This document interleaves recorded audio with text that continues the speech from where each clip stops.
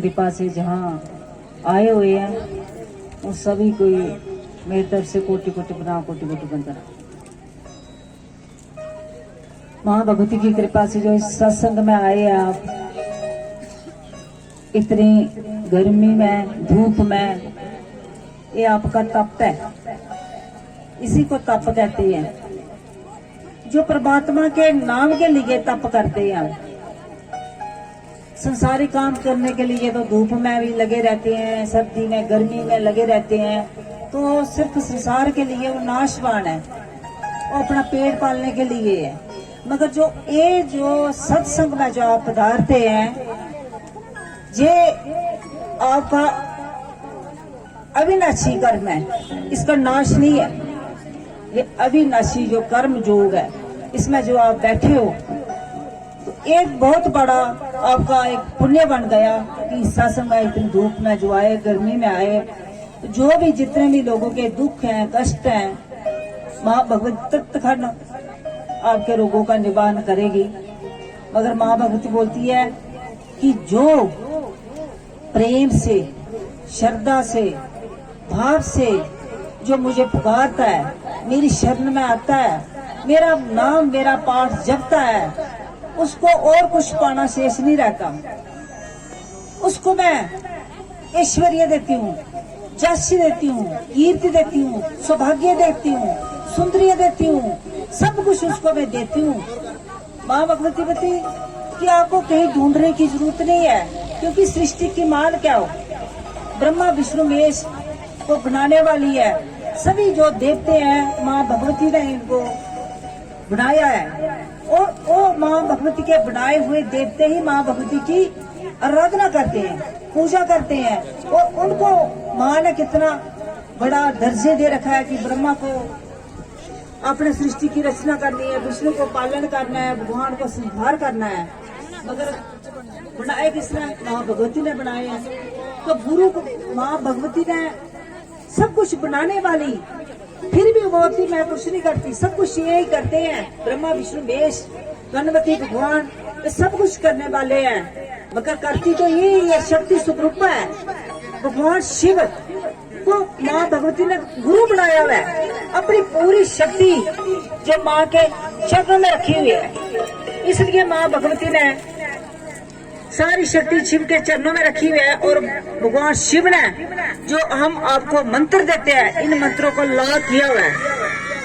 उन्होंने इसको क्लिक कर रखा, क्योंकि जब पहले ये सत्संग शास्त्र खुले थे तो सभी शास्त्रों में से मंत्र लेकर राक्षस भी कर लेते थे, और इन मंत्रों में इतनी शक्ति थी कि राक्षस भी इन मंत्रों को करके शक्तिशाली बनते थे और दूसरों का हिंसा करने के लिए तैयार हो जाते थे। जब परमात्मा की भक्ति एक सात्विक होती है, मोक्ष के लिए होती है, एक तामसी भक्ति भी करते हैं लोग, वो तांत्रिक जैसे करते हैं लोग। वो तामसी जैसे एक छोटा मोटा तांत्रिक करते हैं, पहले पहले बड़े बड़े राक्षस रावण जैसे, कस जैसे, मधुकुटुंब जैसे, रक्तबीज जैसे बहुत सारे असुर हुए, भस्मासुर जैसे। उन्होंने भगवान शिव की भक्ति की थी और उनसे मार मार उनको मारने के लिए पीछे लग पड़े। तो इतने असुर होते थे, इसलिए भगवान शिव ने इन सभी मंत्रों को ला कर दिया कि जब तक ये निष्क्रिय किए बिना कोई भी मंत्र काम नहीं करेगा। आप करते रहो, कितना भी करो, बड़े बड़े पंडित विद्वान आ जाए, शास्त्र के ज्ञाता आ जाए, बड़े बहुत सारे मंत्र उसमें लिखे हुए हैं, मगर जब तक इसका निष्क्रिय कुंजी मंत्र प्रभु ने जब उसको व्यक्ति को चाबी नहीं देता, तब तक वो मंत्र काम नहीं करते। पढ़ लो, पढ़ भगवती जग में या पंडित भया ना कोई, जितना मर्जी पढ़ना है पढ़ लो, मगर वो काम नहीं करेंगे। इसलिए भगवान शिव ने उनको ला कर रखा है। माँ भगवती ने सारी शक्ति उनके शिव भगवान के चरणों में समर्पण कर दी है। माँ भगवती बोलती कि भगवान शिव ही गुरु है, संसार की सृष्टि की मालिक होकर बोलती भगवान शिव सब कुछ है, उनके चरणों में अपनी शक्ति छोड़ दी और वही हमारे गुरु है, वही सृष्टि के गुरु है। हम कभी किसी को गुरु बना लेते हैं, किसी को गुरु बना लेते हैं, मगर वो परमात्मा ही हमारे गुरु है। भगवान शिव आज उस भगवान शिव की शरण में, माँ भगवती की, गणपति भगवान की शरण में आप बैठे हुए हो, तो दंडवत प्रणाम करके श्रद्धा भाव से, प्रेम से, सरलता से, विनम्रता से बैठना चाहिए। जब हम भगवान की शरण में जाते हैं, किसी बड़े तत्ववेता के पास जाते हैं, तो हमें विनम्रता होकर जाना चाहिए। चाहे धन बाण कितने भी हो, बहुत धन मन होता है, माँ भगवती सृष्टि की मालिक होते हुए भी बोलती मैं कुछ नहीं है। वो बोलती मैं कि जो भक्त मेरा बिल्कुल सरल होता है, अनपढ़ होता है और कुछ भी नहीं जानता, मगर भाव उसका सच्चा होता है, प्रभु के लिए प्रेम होता है, उसके पास झट से माँ भगवती आ जाती है। उसकी श्रद्धा होना चाहिए परमात्मा के लिए। तो आप पर माँ भगवती कितनी कृपा कर रही है। माँ भगवती ने दुख ढवान सत्संग रखा हुआ है कि सत्संग में लोग कम जाते हैं। क्यों? क्योंकि बोलते हैं कि ये सत्संग में जाना हमारा जो टाइम जो वेस्ट होता है, हमारे घर के काम कितने कर लेने थे, आज ये काम रह गया, आज ये काम रह गया, तो सत्संग व्यर्थ नहीं है। सत्संग जो आपका, हमारा जो आगे का रास्ता जो सफल बनाने वाला है, ये जो समय लगा हुआ है, ये समय बहुत कीमती है। सत्संग में एक घड़ी आदि में बुली याद, कबीरा संग साथ की हरि कोटि प्राण।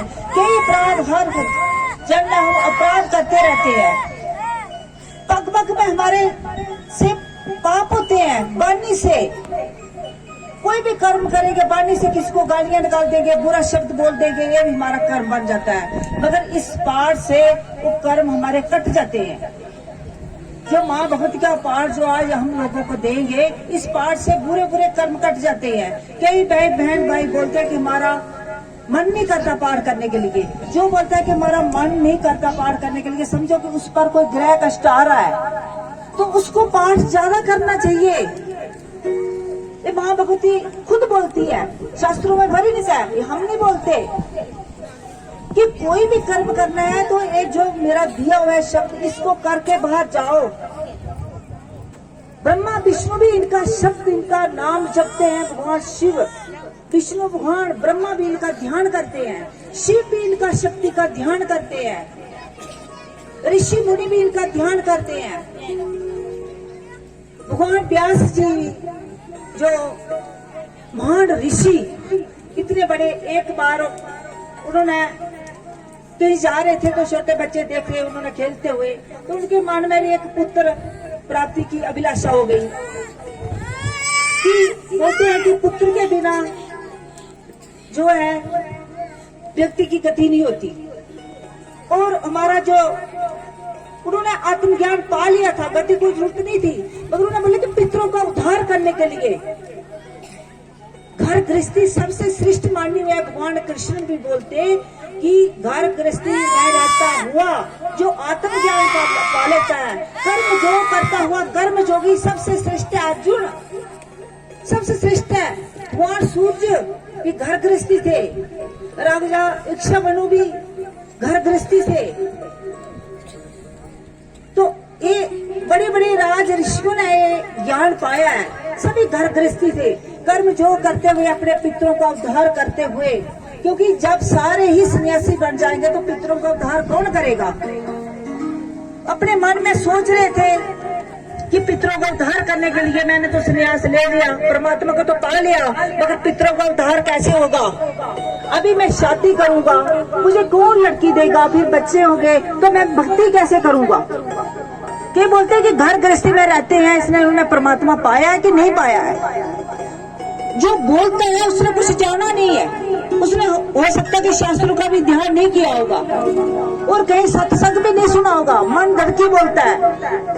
जब अपने मन और इंद्रियां जिसके वश में हो गई, जैसे कि राजा हरिश्चंद्र थे, राजा हरिश्चंद्र ने भी घर गृहस्थी में रहकर परमात्मा को पाया था।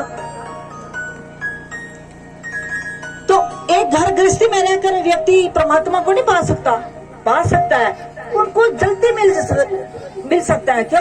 क्योंकि कर्म जोगी है, वो दूसरों के हित के लिए करता है। जो संन्यास ले लेता है उसे वो अपने लिए करता है। जब तक हमारी कामना नहीं खत्म हुई, हम संन्यास भी ले लेंगे, जंगल में चले जाएंगे, मगर खाने की कामना, लगाने की कामना, पहनने की कामना, कुछ देखने की कामना, कोई भी कई प्रकार की जो कामना रहती है व्यक्ति के भीतर में, वो आपको जंगल में, कंदराओं में भी वो कामना तो आपके साथ में जाएगी, वो तो मन में भड़केगी ना। अपने अपने मन को अपने अधीन नहीं किया। जब अपने मन की लगाम परमात्मा के हाथ में सौंप देंगे, फिर वो मन कहीं भड़केगा नहीं। गुरु के पास मन को भेज देंगे तो कुछ नहीं, मन कहीं भी नहीं जाएगा, एक तरह टिकी रहेगा। क्योंकि जो मन है, मन हमारा जो मन है, हम मन के अधीन, जो संसारी व्यक्ति होता है वो मन के अधीन होता है। मगर जो परमात्मा को पा लेता है, उसको उसने मन अपने अधीन किया होता है। वो जैसा चाहेगा वैसा मन करेगा। मगर जो संसारी व्यक्ति है, जैसा मन करेगा वैसा वो करेगा। कई भाई बहन बोलते हैं कि हमारा मन नहीं करता सत्संग जाने के लिए, हमारा मन पाठ करने के लिए नहीं करता। पाठ क्यों नहीं करना? मन नहीं कर रहा है। तो फिर मन को उपलब्धि उसने ज्यादा दी है, मन उसका राजा बन गया, मन उसका गुरु बन गया, तो मन कहीं लेकर खड्डे में डाल देगा। मन को अपने अधीन करना ही भक्ति है। जब मन अपने अधीन हो गया, मन बन गया, तो कहीं भी नहीं जा सकता व्यक्ति। वो जो भी कर्म करेगा शुद्ध कर्म होगा, उससे कोई गलत कर्म उससे होगा ही नहीं, हिस्सा भी उससे नहीं होगा। क्योंकि उसको मालूम है कि ये पाप है, ये पुण्य है, ये अच्छा कार्य है। वो हमेशा दूसरे के लिए दया भाव करेगा, करुणा करेगा, दूसरे के लिए सोचेगा, अच्छा कर्म करेगा, सेवा करेगा, भाव करेगा। उसका मन उसने अपने अधीन किया है, उसने कर्म अच्छे किए हैं, फिर उसके कर्म ही और अच्छे कर्म में उसको लगाएंगे। तो व्यास जी सोच रहे थे, तप में हिमालय पर्वत में तप करने के लिए चले गए, पुत्र प्राप्ति के लिए। भगवान नारद जी आए कि प्रभु आप किसका चिंतन कर रहे हैं जहाँ बैठकर, क्या चाहिए आपको? प्रभु बोला कि ऐसे, मैं बोलता कि पुत्र हो जाए मेरे तो ठीक है। भगवान नारद ने बोला कि मैं आपको एक बताता हूँ कि आप माँ भगवती की ध्यान करें और उनका नाम जपे। आधे श्लोक से भगवान माँ भगवती ने सृष्टि रचाई थी, आधे बीज मंत्र से आधा श्लोक भगवान शिव को दिया था, आधा श्लोक। उस आधे श्लोक से ही ये सृष्टि बनी है। उस आधे श्लोक का ही भगवान शिव ध्यान करते हैं, भगवान ब्रह्मा ध्यान करते हैं, भगवान विष्णु ध्यान करते हैं। उस आधे श्लोक का ध्यान करके कहानी कहाँ पहुंच गई हो। तो व्यास जी ने इनका ध्यान किया कि ब्रह्मा जी ने, मेरे पिताजी ब्रह्मा जी भी इनका ध्यान करते थे, तो उनको सब कुछ प्राप्त हो गया। उनके घर में फिर व्यास जी ने जब पुत्र प्राप्ति, तो सुखदेव जी उनके घर में अवतारित हुए, उनका जन्म हुआ। सुखदेव जी जब उनके घर में आए तो बोलने लगे कि इस घर गृहस्थी में मैंने नहीं रहना। परमात्मा के दिए हुए भक्त थे, वो चले गए, जन्मते ही चले गए, जंगल में चले गए। वो बोलने लगे व्यास जी की मैंने पुत्र की अभिलाषा की थी और अभी ये भी सन्यासी बन गए, तो कैसे मेरा पितृ कार्य कैसे चलेगा? फिर उनको जंगल से बुलाकर लेकर आए।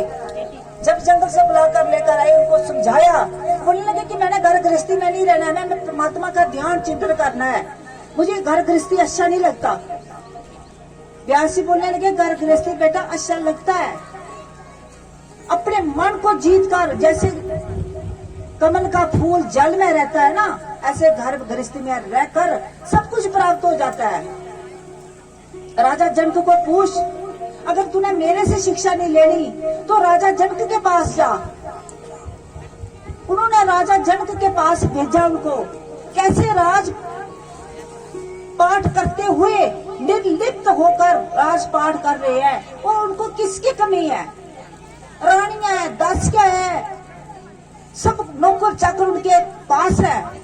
राज्य में क्या क्या किसकी कमी होती है राज्य में? मगर उनको किसी की कामना नहीं है, किसी की अभिलाषा नहीं है, और निर्लिप्त होकर राजपाठ कर रहे हैं, कर्तव्य कर्म करते हुए राजपाठ कर रहे हैं। तो उसके